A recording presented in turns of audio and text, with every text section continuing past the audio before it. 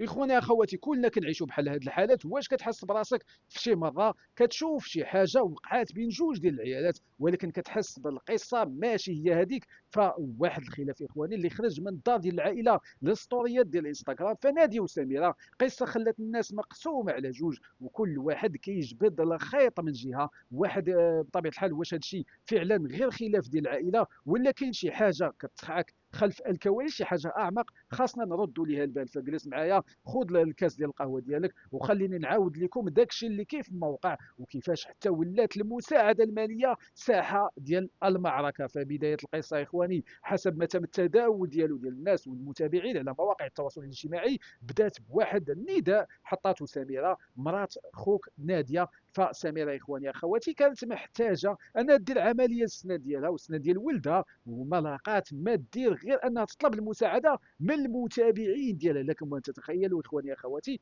فبطبيعه الحال واش هذا الشيء عادي؟ ربما نقدروا نقولوا عادي اخواني، المتابعين ديالها ومن حقها دير معاهم اللي بغات. ولكن اللي ماشي عادي هو رده الفعل ديال ناديه. نعم اخواني اخواتي، هنا خاصنا نفهموا علاش ناديه رفضات. فناديه خرجت وقالت باللي هي ماشي بنك، وباللي عندها مصاريف ديال الشكايات القانونيه ومسؤوليات كبار وعندها شكايات ديال التشهير. فشوف اخواني اخواتي باش نكون معكم واضح وباش نكونوا عادلين صراحه، فكل واحد فينا كيكون عنده ضغوطات ديال الحياه ديالو. ولكن واش الوقت المناسب باش انك تقولي انا ماشي بنك؟ هو فاش كيكون شخص محتاج مساعده لعلاج الطفل ديالو. يعني السيده محتاجه انها تعالج الطفل ديالها، علاش كتقولي لا انا ماشي بنك؟ فهنا كتباني انك ما باغيش تعطي، ماشي عندك مشكل مع مع المال اللي باغا تعطيه. فلا حول ولا قوه الا بالله. هذه هي النقطه اللي خلات الناس انهم ينقسموا اخواني اخواتي. شي اللي كيقول السيده كان خاصها تعطي، ما كانش عليها تقول، على الاقل ما تقولش ديك الهضره. فالعيالات حاليا تقاسموا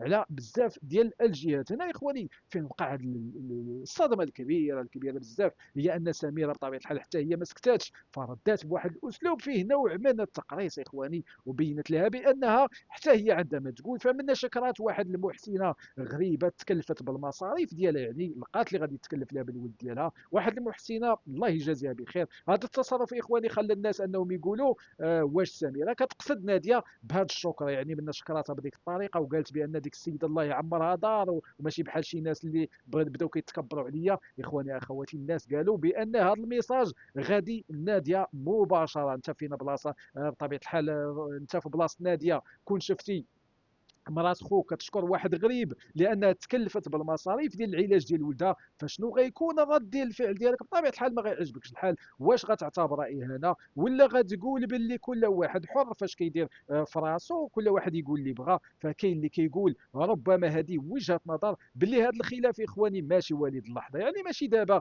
غير على هذا الشيء، هذا الخلاف اللي واقع. فهذه تراكمات نوضوها خلافات اخرى. فهذه غير بلاصه حاجه صغيره من ذاك الخلافات اللي كيوقعوا بيناتهم. ولكن التراكمات اخواني ديال سنين بين العيالات في العائله، وسميره وناديه غير فجروا داك الشيء اللي كان مخبي بين العائلات. فعلاش حنا مهتمين بهذا الشيء كامل؟ فحيت هذه القصه ولات كتكرر اخواني بزاف في المجتمع ديالنا، ولذا كنشوفوا الخلافات العائليه كتحل في السطوريات. فاللي عنده شي مشكل كيهز التليفون كيبدا يصور في السطوريات ديالو. بصراحه اخواني اخواتي هذا الشيء كيوجع شويه. فالعائله اللي كانت هي السند ولات هي اللي كنشوفوا مشاكلها في البث المباشر. واش فقدنا ديك الستره اخواني اخواتي اللي كانت عند جدودنا؟ واش ولينا كنقلبوا على اللايكات والتعليقات باش اننا نحسوا براسنا على حق؟